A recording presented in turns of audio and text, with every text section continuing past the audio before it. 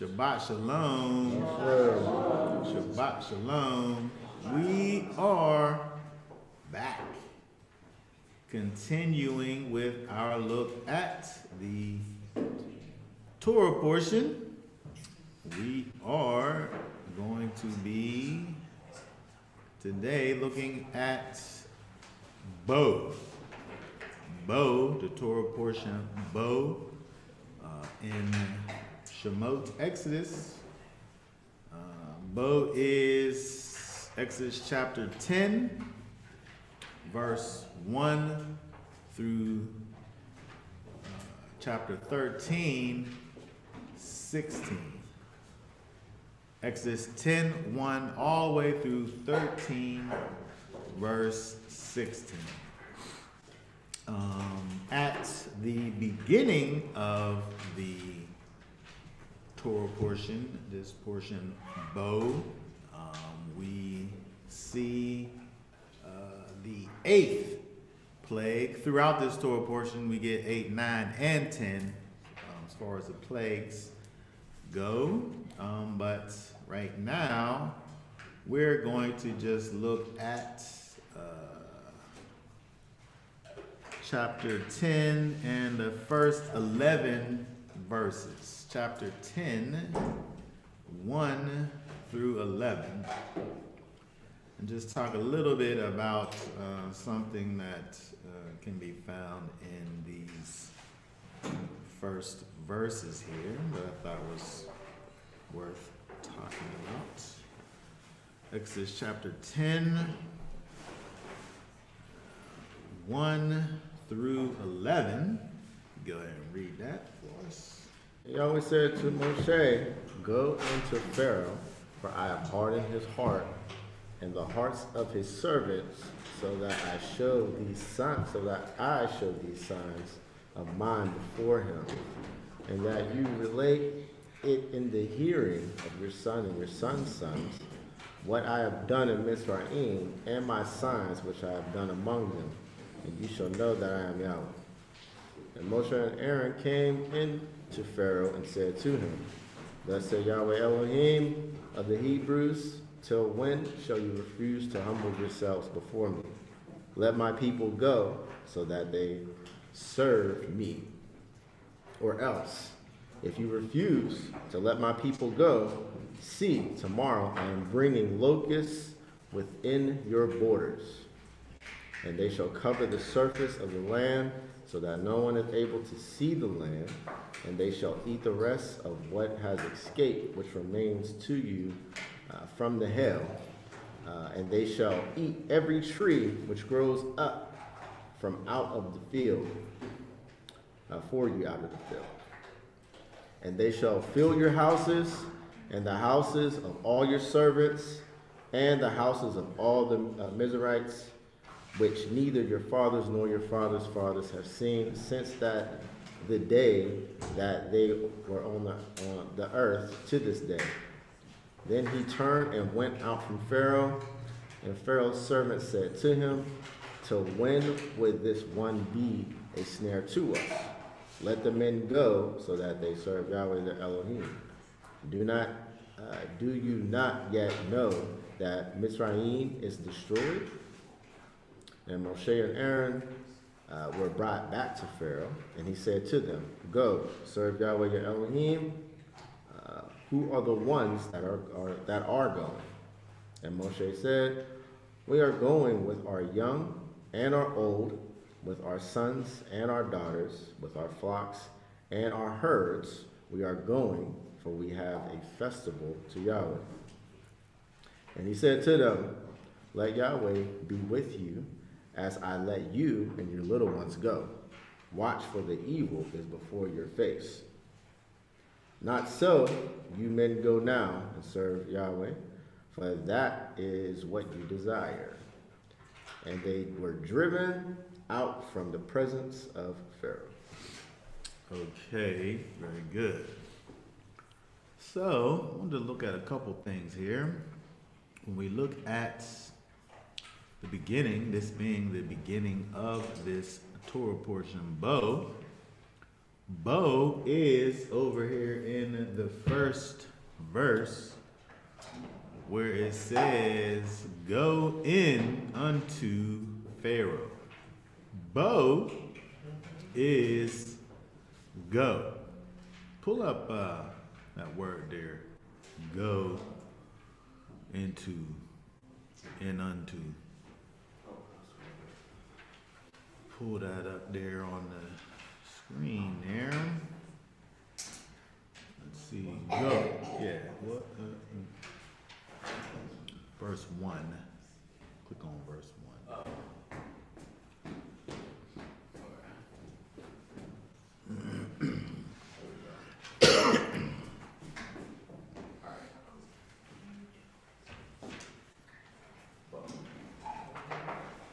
Okay, very good. So that word there is bo. Bo in Hebrew, of course, is go. It means to go or to come. When we think about going, that's one thing, and then we think about coming, I guess it's kind of another thing as far as what we think about in English. But this word here, bo, is both of those things. It's go or it's come. And so there is a movement that is being required of Moshe at this time. That movement that he is, being moved into by the Most High is to go unto Pharaoh.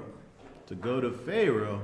But it's interesting that the Most High is telling Moshe to go to Pharaoh and make a specific request of Pharaoh, but also he's not going to listen to you whenever you get there. I have this task for you to do. I want you to go and ask this person to do a specific thing.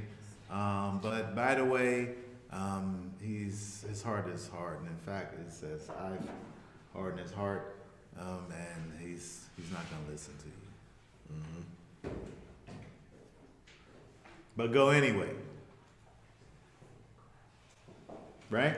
And tell him, he's telling him to give up what belongs to him. Pharaoh has these things, we'll call them, they're people, but it's his property, and they belong to him. He said, go in there and tell Pharaoh to relinquish his property.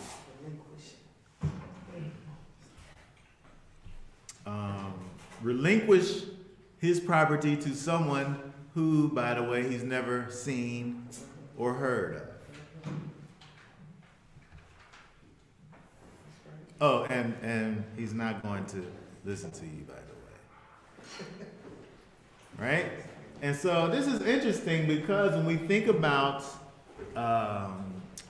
the task that Moshe had here, we can also think about our life that we live with Yeshua in us,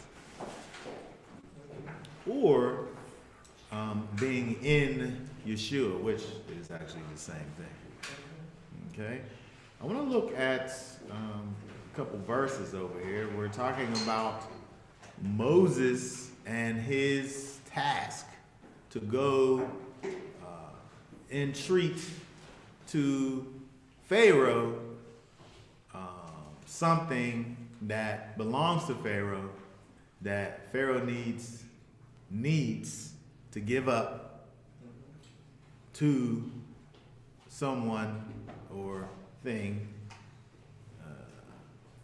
that he's never heard of and seen, and only kind of seen the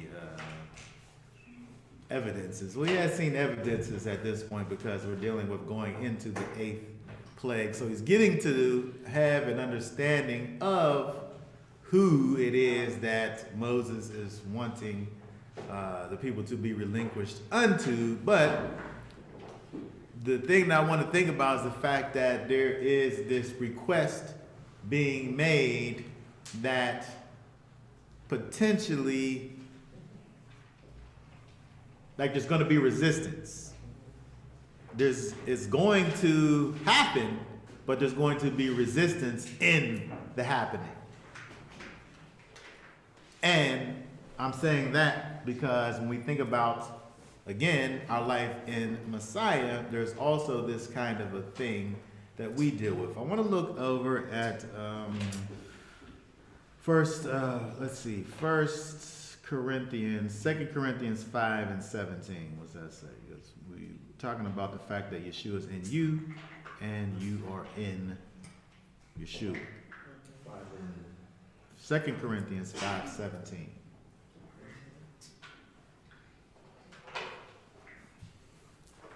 Therefore, you got it? Okay. Therefore, if anyone is in Messiah, he is a renewed creature. The old matters have passed away. See, all matters have become renewed. Okay, very good. So, in being in Messiah, you're this new creature, right? You're this new creation. There has been a transition that happens. And so, when we live this life with, let's add to this before we go further. Let's add to that John 14:23.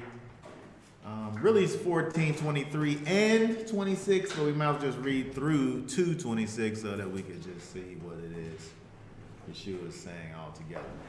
Read John 14:23. Yeshua answered him, if anyone loves me, he shall guard my word, and my Father shall love him, and we shall come to him and make our stay with him. He who does not love me does not guard my words. And the word which you hear is not mine, but of the Father who sent me. These words I have spoken to you while still with you. But the Helper, the set-apart Spirit, whom the Father shall send in my name, he shall teach you all and remind you all that I said to you. Okay, very good. So, Yeshua, speaking to his disciples, he's talking about the fact of him, Yeshua saying, I and my Father will come and make our abode with you. Will come and be in you. He's talking about the Spirit, the Ruach HaKodesh, right? And that Spirit that comes and will dwell and abide in you will bring all things to your remembrance whatsoever I have already taught to you. So Yeshua taught to his disciples Torah principles. He taught to his disciples Torah principles. He spoke to them and dealt with them, showing them Torah manifest, right? Torah being realized. So this is what the Spirit does in us. It causes for the Torah to be realized in our lives. So this is the thing that's being recalled to our remembrance, right? And so as the Ruach is doing this in you, what is it that looks like?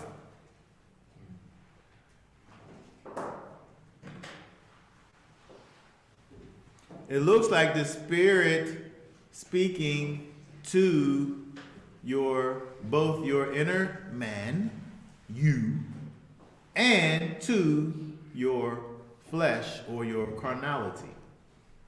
So what in the world does this have to do with Moshe and Pharaoh? Well, when you look at Pharaoh and Moshe, the relationship, Moses is going to Pharaoh saying, I need for you to do this or that.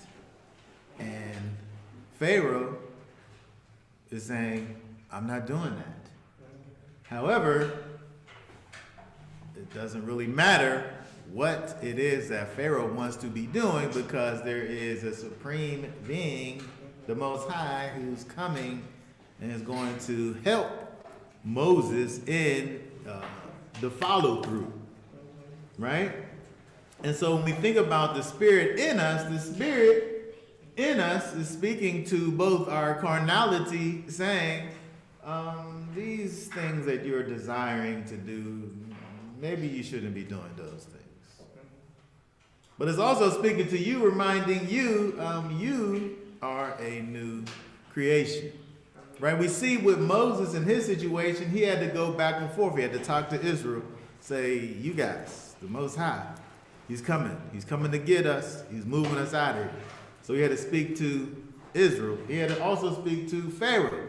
Pharaoh, I'm telling you, let my people go, something bad's going to happen to you. Right? And so you have Moses, this representative of the Most High, speaking to Israel, speaking to Pharaoh, speaking to his people, speaking to the enemy, the adversary. We have the Ruach, HaKodesh, the Father and the Son coming to make his abode in us, speaking to us, speaking to the Spirit inside of us, saying, you're a new creation. Walk this way. And also speaking to your old man, carnality, flesh, these desires, let those be dead. You got a comment. Says, reading verse 1 as, come in unto Pharaoh, it appears that Yah is there with Pharaoh already, calling Moses to see what he has done to the heart.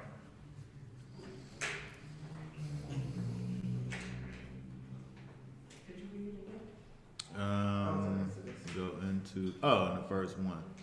Yeah, it says, come in unto Pharaoh, it appears that Yah is there with Pharaoh already, calling Moses to see what he has done to the heart. Well, when you think about this idea of the fact that the Most High is saying that to Moses that for I have hardened his heart. It seems as if there is some type of interaction that goes on with the Most High and Pharaoh, because the Most High here is involved in the situation. I say that when we think about the idea of hardening Pharaoh's heart, is the fact that the Most High isn't softening it.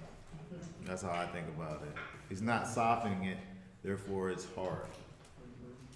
He's not dealing with Pharaoh, and therefore he's manifesting the absence of life in his life. And so the fact that when we think about,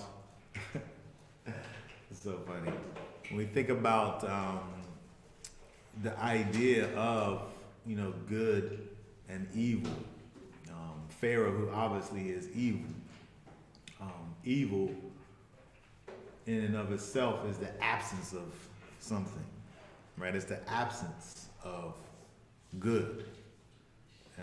Just like when we think about heat or light or cold or darkness, right? Darkness isn't something, it's the absence of something.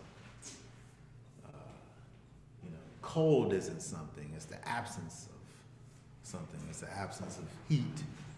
And so Pharaoh, in his baseline state, without the Most High, separate from that which is life, his heart is hard. And the Most High allows for him to continue in that way. And so, and also his servants, right? And so the Most High, I'm saying, in his not working with Pharaoh, he's also working with him by not working with him, right?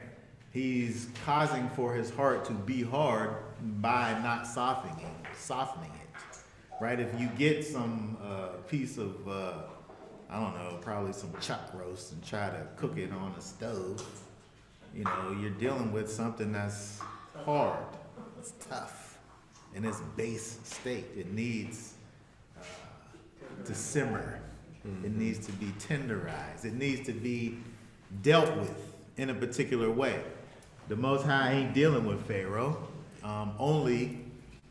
He's only dealing with him, as it says over here, to show his power and might, right?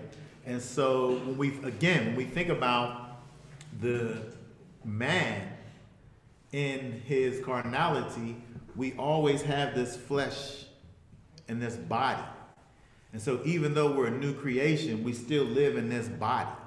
And so there's always this struggle, this fight that exists within us, the Moses, quote unquote, in us, speaking to the Pharaoh, quote unquote, in us, to let my people go. Right? And so it's interesting when we look at this Torah portion and this whole situation with Moses going to Pharaoh, pleading with Pharaoh, and how you think about the fact that when we read Moses, when we read of Moses, you read of Messiah, right? That's what he said, right? When you read of Moses, you read of me. That's what Yeshua said. But I ain't seen Yeshua's name in the Torah one time. Well, except for when he talks about Joshua, because they have the same name actually. But I'm talking about Yeshua of Nazareth, right? And so when we see these actions of Moses, it helps us to understand what Messiah is actually doing in us. And so this is just yet another example of that we see over here. Another thing, when we look at verse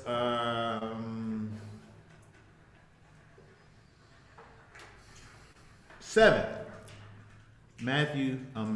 Exodus 10 verse 7, where it says, "Let the men go."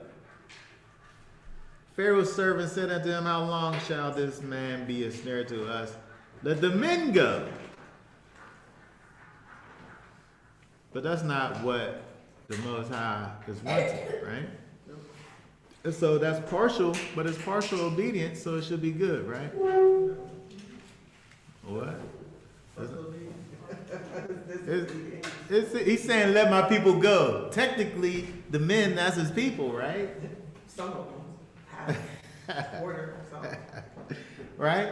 But that's not good enough, right? everybody. So Moses comes right back, and they say, like, "Who is it? Who you want to let go?" And he said, "He won." He said, read verse 9 again. And Moshe said, "We are going with our young and our old, with our sons and our daughters, and our flocks and our herds, for we have a festival to Yahweh." We want all the people, right? We want all the people, not just the men. We want the young ones. We want the old ones. We want the sons. We want the daughters. We want the flocks. We want the herds. And then we'll all go, right? And so it's interesting that, again, we're thinking about this from a standpoint of the spirit in us battling with the Pharaoh in us, the Most High moving us in a particular direction, and we saying, well, I don't want to give you all of the things, but let me just give you some of the things. What's the difference? I don't think it is no difference, right? It's the same thing, right? You can't be out here partially serving the Most High. At least in terms of your understanding. It's one thing to be partially serving the Most High, and you're serving Him partially based on the fact that you're doing all of the things that you are able to understand.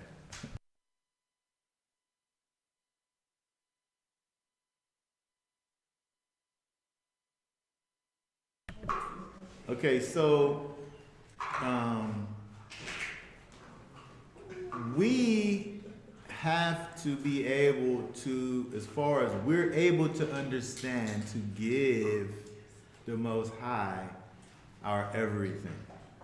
Not partial, not the things that we think that he should have and try to hold on to things that we may think that he shouldn't have, but we need to be walking in total obedience, right? That's kind of what we're seeing over here, because Pharaoh, in his reluctance, is saying, I'll give you kind of what I want to give you, right? Not what you're asking, but what I want to give you is what you'll get, right? But this whole thing that we see really is the Most High showing his power to Pharaoh and Israel in this whole interaction between Pharaoh, Egypt, Moses, Israel, and the Most High. And so again, it helps for us to be able to understand that we, as this new creation, have to in fact give the Most High our all.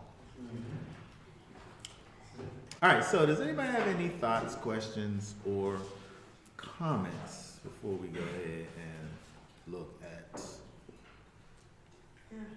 Let's go. Something that I learned in my leadership classes, and just taught the kids last week, is about leaders who just look at getting a task done without looking at the people that are doing the work. And so, it's kind of interesting that Pharaoh was even willing to let the men go, because those was the people that was doing the work. But I guess he felt like they would come back if all their stuff and their families was, Well, also, there's that, but also, they're the ones that are doing the work now.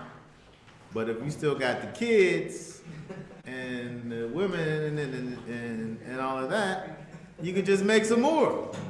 The kids is gonna grow up and be men, and so you're letting this generation go, but you still got the future generation can stay. But the Most High wanted the whole lineage and the animals too. He wanted all of the things. He wanted the people and all of their stuff and some of the other people's stuff too to go with it. All right? And so it's kind of this all-inclusive thing that the Most High is asking for, and just this partial giving, which is kind of this tug of war between ownership. Right? Because if you're going to ask me if you're asking me, you say, give me everything, but the thing that you're asking me for is mine, who is you to come up here and tell me what I'm supposed to do with my stuff? Here, I'll give you this. Right? If I'm trying to keep my dominance there, right?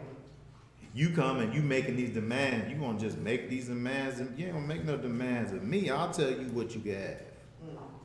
Right? And so it's a power struggle that's going on over here with Pharaoh and the Most High. And so the Most High is like, oh, no, that's not how we doing this. Number 8 on you. Right? Okay, anything else?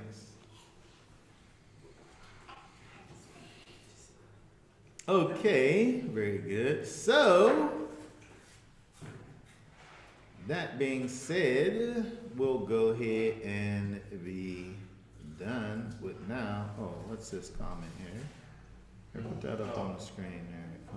Says, also with the conflict, I'm reminded of the reasons that Pharaoh wanted Israel as slaves in the first place. What reason is that? Like a cliffhanger. what actual reason are you referring to? Just to have people to do stuff? Like he could have had anybody really to do stuff That's because of that. for him. Hmm? The fear. Yeah. What was this question?